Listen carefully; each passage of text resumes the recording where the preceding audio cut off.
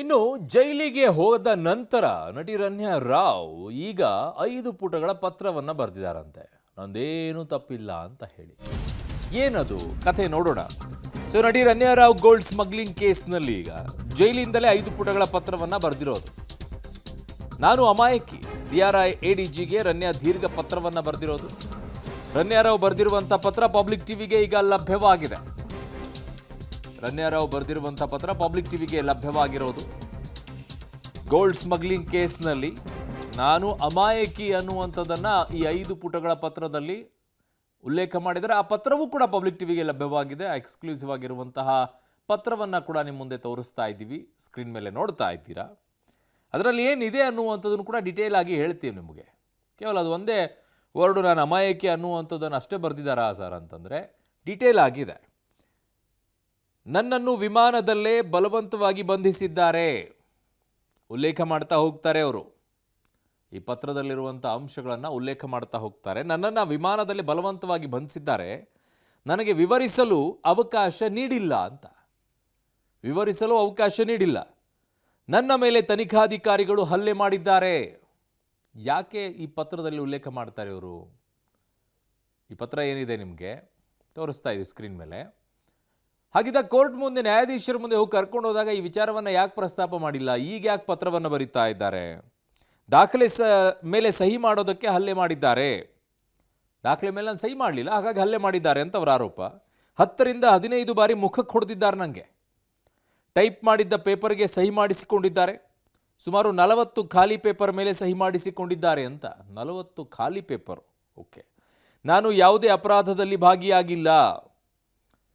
March 3ರ ಸಂಜೆ 6:45ಕ್ಕೆ ನನ್ನನ್ನು ವಶಕ್ಕೆ ಪಡ್ಕೊಂಡ್ರು ಅಂತ ಹೇಳೋದು. ಮಾರ್ಚ್ 4ರ ರಾತ್ರಿ 7:30ಕ್ಕೆ ನ್ಯಾಯಾಧೀಶರ ಮುಂದೆ ಹಾಜರುಪಡಿಸಿದ್ದಾರೆ. ಅಂದರೆ 24 ಗಂಟೆ ಒಳಗಡೆ ಹಾಜರುಪಡಿಸಬೇಕು. ಅಲ್ಲಿಯವರೆಗೂ ಮಲಗಲು ಕೂಡ ಅವಕಾಶವನ್ನು ನೀಡಿಲ್ಲ, ಊಟ ಮಾಡಲು ಕೂಡ ಅವಕಾಶವನ್ನು ಕೊಡಲಿಲ್ಲ ಅನ್ನುವಂತಹ ಆರೋಪವನ್ನು ಮಾಡಿರೋದು ಆ ಪತ್ರದಲ್ಲಿ. ನನ್ನ ಕುಟುಂಬದವರ ಹೆಸರು ತರುವ ಬೆದರಿಕೆಯನ್ನು ಒಡ್ಡಿದ್ದಾರೆ ಅನ್ನುವಂಥದ್ದನ್ನು ಈ 5 ಪುಟಗಳ ಪತ್ರದಲ್ಲಿ ರನ್ಯಾ ಬರೆದಿರೋದಂತೆ. ಜೈಲಿನಿಂದಲೇ ಪತ್ರವನ್ನು ಜೈಲಾಧಿಕಾರಿಗೆ ಕೊಟ್ಟಿದ್ದಾರೆ. ಜೈಲಾಧಿಕಾರಿಗಳು ಅದನ್ನು DRI ADGಗೆ ತಲುಪಿಸುವಂಥ ಕೆಲಸವನ್ನು ಮಾಡಿದ್ದಾರೆ. ಹಾಗಿದ್ದಾಗ ಕೋರ್ಟ್ನ ನ್ಯಾಯಾಧೀಶರ ಮುಂದೆ ಹಾಜರುಪಡಿಸಿದಂಥ ಸಂದರ್ಭದಲ್ಲಿ ಈ ಎಲ್ಲ ವಿಚಾರಗಳನ್ನು ಯಾಕೆ ಹೇಳಲಿಲ್ಲ? ವಿಮಾನದಲ್ಲಿ ಹೇಗೆ ಬಂಧಿಸೋಕ್ಕಾಗತ್ತೆ? ಏರ್ಪೋರ್ಟಿಗೆ ಬಂದ ನಂತರ ಆಚೆ ಅದನ್ನು ಚೆಕ್ ಮಾಡುವಂಥ ಸಂದರ್ಭದಲ್ಲಿ ಚಿನ್ನ ಸಮೇತವಾಗಿ ರೆಡ್ ಹ್ಯಾಂಡ್ ಆಗಿ ಹಿಡಿದಿದ್ದೀವಿ ಅನ್ನುವಂಥದ್ದನ್ನು DRI ಹೇಳ್ತಾ ಇದೆ. ಬಟ್ ಇವರು ಹೇಳ್ತಾ ಇರೋದು ಬೇರೆಯೇ ಇದೆ. ಸೊ ಇದರಲ್ಲಿ ಅಸಲಿಯತ್ತೇನು ಅನ್ನುವಂಥದ್ದು ಬಹಿರಂಗವಾಗಬೇಕಾಗಿದೆ. ಆ ನಿಟ್ಟಿನಲ್ಲಿ ಈಗ ತನಿಖೆ ಕೂಡ ನಡಿಬೇಕು. ರಾಜ್ಯವೂ ಕೂಡ ತನಿಖೆಯನ್ನು ನಡೆಸ್ತಾ ಇದೆ. ಕೇಂದ್ರದಿಂದಲೂ ಕೂಡ DRI, CBI ಜೊತೆಗೆ ED 3 ತನಿಖೆ ನಡೆಸ್ತಾ ಇದೆ. ರಾಜ್ಯದಲ್ಲೂ ಒಂದು ತನಿಖೆ ನಡೆಸ್ತಾ ಇದೆ. ಇನ್ನು ರಾಜಕೀಯ ಜಟಾಪಟಿ ಕೂಡ ಜೋರಾಗ್ತಾ ಇದೆ ರನ್ಯಾ ಕೇಸ್ನಲ್ಲಿ. ಕಾಂಗ್ರೆಸ್ನ ನಾಯಕರ ವಿಚಾರದಲ್ಲಿ BJPಯವರು ಮಾತನಾಡಿದರು. BJPಯವರ ನಾಯಕರ ಮಾತುಗಳಿಗೆ ಕಾಂಗ್ರೆಸ್ನ ನಾಯಕರುಗಳು ತಿರುಗೇಟನ್ನು ಕೊಟ್ಟಿದ್ದಾರೆ. ಏನು ಹೇಳಿದ್ದಾರೆ? ಹಾಗಿದ್ದಾಗ ರನ್ಯಾ ಕೇಸ್ನಲ್ಲಿ ಈಗ ರಾಜಕೀಯ ಜಟಾಪಟಿ ಜೋರಾಗಿದೆ. ಪ್ರೋಟೋಕಾಲ್ ಉಲ್ಲಂಘನೆ, ಸಚಿವರ ಭಾಗಿ, ಇವೆಲ್ಲ ವಿಚಾರಗಳನ್ನು BJP ಆರೋಪ ಮಾಡಿದೆ. BJPಗರ ಆರೋಪಕ್ಕೆ ಕೈ ನಾಯಕರು ತಿರುಗೇಟನ್ನು ಕೊಟ್ಟಿದ್ದಾರೆ. ಏರ್ಪೋರ್ಟ್ ಅಧಿಕಾರಿಗಳು ಕೇಂದ್ರ ಸರ್ಕಾರದ ಅಧೀನದಲ್ಲಿರೋದು. ಕೇಂದ್ರ ಸರ್ಕಾರದ ಸಚಿವರೇ ಭಾಗಿಯಾಗಿರಬಹುದು. BJP ವಿರುದ್ಧವೇ ಈಗ ಕಾಂಗ್ರೆಸ್ನ ಸಚಿವರು ಆರೋಪಿಸಿದ್ದಾರೆ. ಚಿನ್ನ, ಡ್ರಗ್ಸ್ ತರೋದು ಹೊಸದೇನಲ್ಲ ಅಂತ ಸಚಿವ ಸತೀಶ್ ಜಾರಕಿಹೊಳಿ ಅವರು ಅದನ್ನು ಬೇರೆ ಸಮರ್ಥಿಸಿಕೊಳ್ತಾ ಇದ್ದಾರೆ. ಶ್ರೀನಗರ ಆಮ್ಯಾಗ ಯತ್ತಪೇಟೆ, ಚಾಮರಾಜಪೇಟೆ ಅಂದ್ರೆ ಅವರ ಮತ್ತೆ ಯಾರು ಇಲ್ಲ ಅವು ಇದ್ರಾಗ ಏರಿಯಾದಾಗ ಮತ್ತೆ ಸಾಕಷ್ಟು ಪ್ರಭಾವಿಗಳು ಆ ಏರಿಯಾದಲ್ಲಿ ಇದ್ದಾರೆ. ಇವ್ರನ್ನೇ ಅಂತ ಹೆಂಗೆ ಹೇಳ್ತೀರಿ ನೀವು? ಎನ್ಕ್ವೈರಿ ಮಾಡೋದಿದೆ ಅವ್ರದ್ದು ಏಜೆನ್ಸಿ, ಸೆಂಟ್ರಲ್ ಏಜೆನ್ಸಿ 3 ಇದ್ರ ಬಂದೇ ಬರ್ತಾರೆ. ಇದ್ರಾಗ ಯಾರ್ದು ಪಾತ್ರ ಇಲ್ಲ, ನನ್ನ ಲೆಕ್ಕಲ್ಲಿ ಯಾರ್ದು ಪಾತ್ರ ಬರೋಲ್ಲ.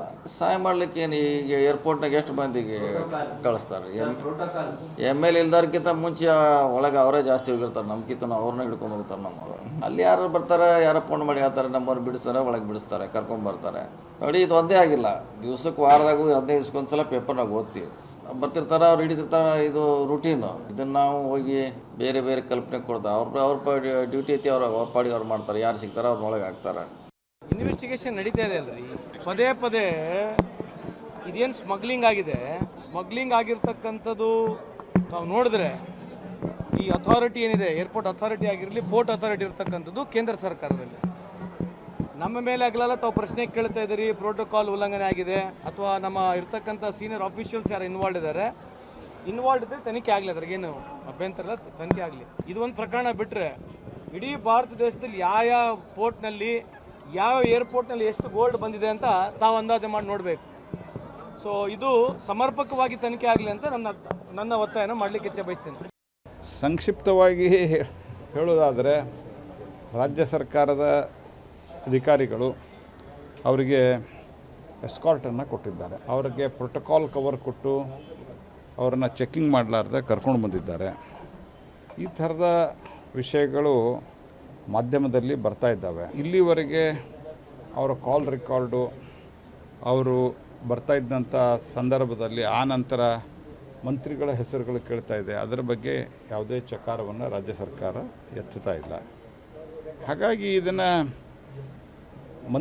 ರಾಜ್ಯ ಸರ್ಕಾರದ ಕೆಲವು ಮಂತ್ರಿಗಳದ್ದು ಇದರಲ್ಲಿ ಪಾತ್ರ ಇದೆ ಅನ್ನುವಂಥ ಮಾತುಗಳು ನಡೀತಾ ಇದೆ. ವಿಮಾನ ನಿಲ್ದಾಣದಲ್ಲಿ ಒಬ್ಬ ಸಂಸದನಲ್ದಿದ್ದವರಿಗೆ ಅಥವಾ ರಾಜ್ಯದ ಮಂತ್ರಿ ಅಲ್ದಿದ್ದವರಿಗೆ ಅಥವಾ ಶಾಸಕರು ಸಂಸದರು ಅಲ್ಲದೆ ಇರುವಂಥವರಿಗೆ ಅಥವಾ ಇನ್ಯಾವುದೋ ಗಣ್ಯರ ಪಟ್ಟಿಯಲ್ಲಿ ಇಲ್ಲದಿದ್ದವರಿಗೆ ಸಿನಿಮಾ ನಟರು ಅನ್ನುವ ಕಾರಣಕ್ಕೆ ಅವ್ರನ್ನ ನಮ್ಮನ್ನು ಸಹಿತ ನನ್ನ ದೃಷ್ಟಿಯಲ್ಲಿ ಎಂಪಿಗಳು